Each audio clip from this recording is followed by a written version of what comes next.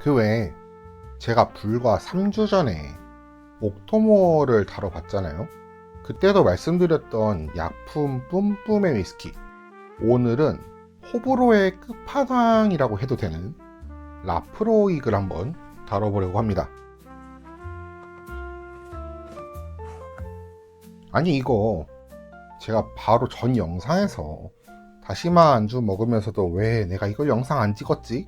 이런 생각이 들어가지고 연속으로 자꾸 뭔가 아일라 피트 위스키 영상을 찍는 것 같기는 한데 적절한 타이밍이 어디 있겠습니까? 그냥 손 가는 대로 찍는 거지. 그래서 우리가 피트 위스키 하면 가장 먼저 떠오르는 데가 아무래도 아일라 섬이죠. 아무래도 그 섬에서 나오는 피트 특유의 향이 워낙 강렬하다 보니까 피트 땡땡 아일라 섬, 이게 거의 공식처럼 돼버린 느낌이잖아요. 그래서 오늘은 아일라 남쪽 해안에 있는 이른바 킬달튼 트리오, 라프로익, 라가블린 아드백 중에서 라프로익을 먼저 마셔보려고 합니다. 특히 오늘은 라프로익의 가장 기본 라인업이라고 볼 수 있는 라프로익 10년, 라프로익 10년 CS를 놓고 비교 시음을 해보려고 해요. 라프로익 증류소는 1815년 게일어로 드넓은 만의 아름다운 습지? 뭐 그런 뜻으로 도널드 존스턴이라는 사람이 동생 알렉산더 존스턴이랑 같이 설립을 해요. 근데 그 형이 동생 지분을 사가지고 이제 단독 소유자가 됩니다. 근데 이 도널드가 1847년에 술 만드는 발효조에 빠져가지고 이 사고로 사망을 하게 돼요. 그러고 나니까 이 증류소가 그 11살짜리 아들한테 넘어가거든요. 근데 애가 너무 어리잖아요. 그래서 한동안 옆집 라가블린이 대신 운영을 했던 적도 있습니다. 그리고 아들이 다시 성인이 된 다음에 운영을 다시 맡긴 했는데 또 몇십 년 뒤에 있다가 사망. 그 다음엔 이게 또 매형으로 넘어가고 조카로 넘어가고 결국은 존스턴 가문에서 헌터 가문이라는 데로 증류소가 넘어가게 됩니다. 이쯤에서 갑자기 딴소리긴 한데 여러분 위스키 만드는데 물이 중요하다는 얘기는 많이 들어보셨을 거예요.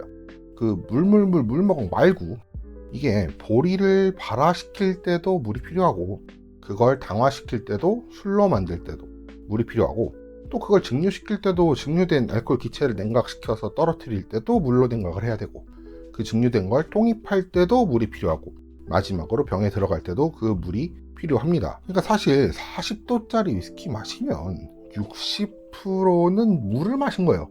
내가 술이 아니라 물을 마시고 있었나? 그러다 보니 제대로 된 증류소들은 곡물이나 통 같은 건 외부에서 사오더라도 물만큼은 자기 땅에서 있는 수원지 걸 씁니다. 그래야 술 맛이 안 변하거든요. 라프로익도 마찬가지였어요. 이 증류소 북쪽에 있는 킬브라이드라는 그런 강가, 시내에서 물을 끌어다가 썼는데 이 어느 날 갑자기 이 물길을 벽돌로 막아버리는 사건이 납니다. 이게 누가 그랬냐고요? 이웃 증류소 바로 옆집 라가블린의 당시 주인 피터 맥기라는 인물이었어요. 이 사람은 블렌디드 위스키를 만들면서 라프로익의 원액을 좀 가져다 썼는데 왜냐면 자기네 쪽에서도 이제 레시피 같은 거 다 알고 있고 하니까. 근데 그 비율을 이렇게 하다 보니까 라프로익 거를 엄청 많이 썼어요. 근데 라프로익에다가 계약을 하고 했던 거가 좀 싸게 계약을 해버리니까 라프로익 측에서는 야 너네 너무 많이 그것도 싸게 가져가잖아 하면서 화가 나서 계약을 끊었습니다. 그랬더니 피터가 바로 보복에 들어갔죠. 근데 계약은 끊겼는데 물길은 막고 이러니까 라프로익 입장에서 소송까지 갑니다. 결론적으로는 라프로익이 이 소송에서 이기게 됩니다. 그래서 여기서 이 물의 중요성을 다시금 깨달은 라프로익이 킬브라이드 시내가 흐르는 그 주변 땅을 전부 다 사들였고 그 땅이 지금 라프로익 구매자 증서라는 요거를 받을 수 있는 땅이에요. 요게 이제 10년 시리즈를 사게 되면 요 안에 있는 코드가 있어서 요 코드를 입력을 하게 되면은 아주 작아요. 15 곱하기 15cm였나? 이 정도의 땅을 나눠줍니다. 사이트에다가 입력을 하면 땅을 물론 이제 뭐 권리 행사 같은 거 못하고 그냥 나도 그 땅을 가짐으로써 이 라프로익의 퀄리티가 유지될 수 있도록 하는 산업 중에 하나다라고 하는 Your Passport to Isla 라는 거를 받게 됩니다. 근데 이게 지간통이잖아요. 이때까지만 해도 줬는데 최근에 박스로 변경이 되면서 이 증서를 이제 안 준다고 하더라고요. 좀 저는 팬으로서 좀 아쉽습니다. 뭐 어쨌든 원래대로 돌아와서 이 라프로익을 결국 이렇게 현재까지 오게 만든 최고의 피트 위스키 브랜드답게 만든 사람은 이안 헌터라는 인물이에요. 이안 헌터는 1908년도부터 이제 증류소에서 일을 하면서 요거 농장 증류소에서 대충 만들듯이 해가지고서는 앞으로 안 된다 해가지고 현대화 플러스 수출 전략으로 라프로익을 이제 세계 시장에 알리는 역할을 했습니다. 그리고 심지어 1950년에 이걸 법인화까지 하게 돼요. 왜냐면 팜 디스틸러리의 한계가 있기 때문이거든요. 그리고 1954년에 이제 이안 헌터가 세상을 떠난 뒤에는 그 밑에서 일하던 베시 윌리엄슨이 대표로 올라오게 됩니다. 그리고는 라프로익은 여러 회사들을 거치다가 지금은 다들 아시는 빔산토리, 산토리 글로벌 스피리츠의 산하 브랜드가 되었죠. 오늘은 말이 좀 진짜 길긴 했는데 자, 한 잔 따라 볼게요.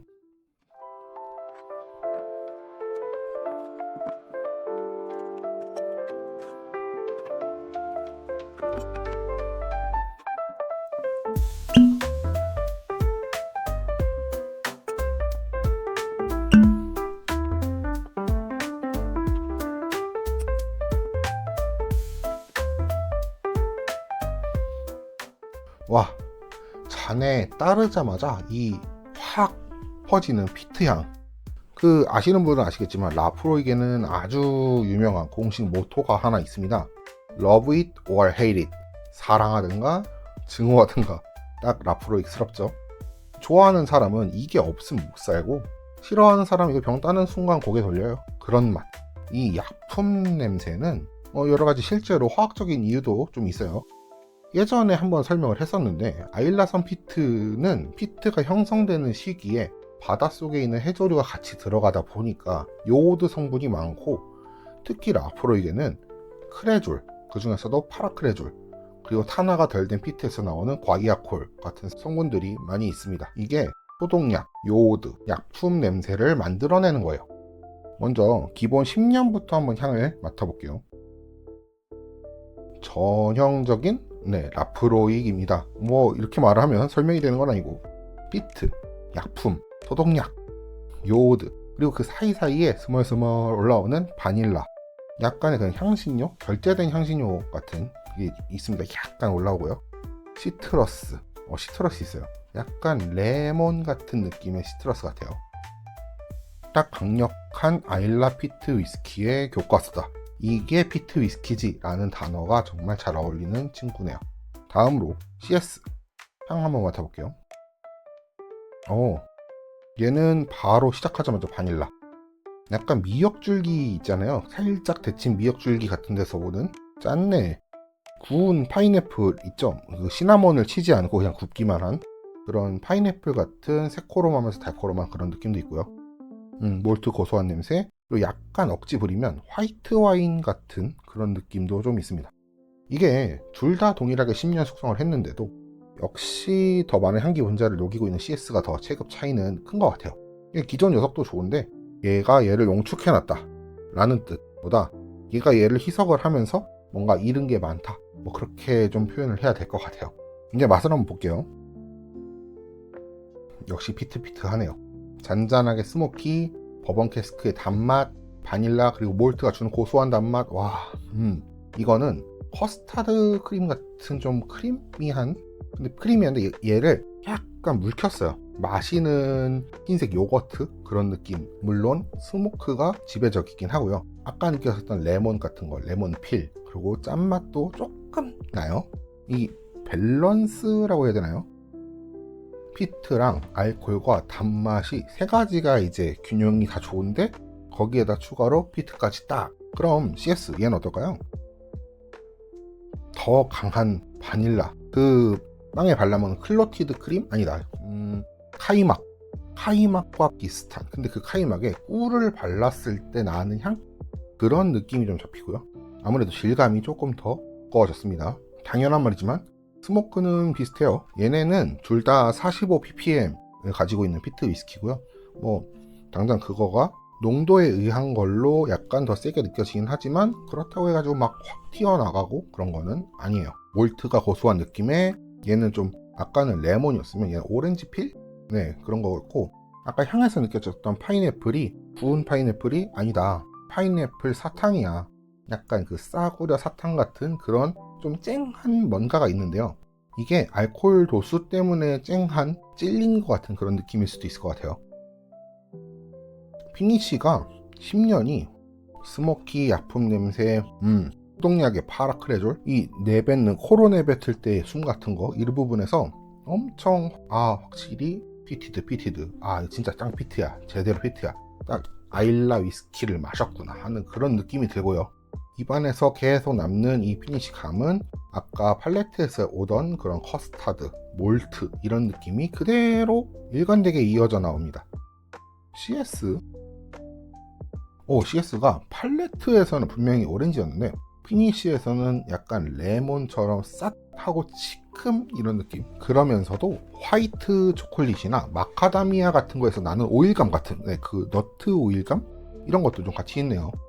둘 다 색깔이 연한 게 라프로익은 기본적으로 버번 캐스크 숙성을 합니다. 그럼 버번 캐스크가 아무래도 기본적으로 피트 위스키 향미를 가려가지고 기본적인 맛을 안 보이게 하는 그런 마스킹 역할을 하지 않기 때문에 아마 그걸 사용하는 것 같아요. 이걸 점수적인 비교를 하기에는 좀 그러고요. 단순히 근데 도수가 43도에서 56.5도로 13.5도 올라간 거 치고는 제 생각에는 단순히 그 비율상 3분의 1만큼 도수가 올라간 거에 대한 그런 비율보다는 더 많은 변화가 있는 것 같아요.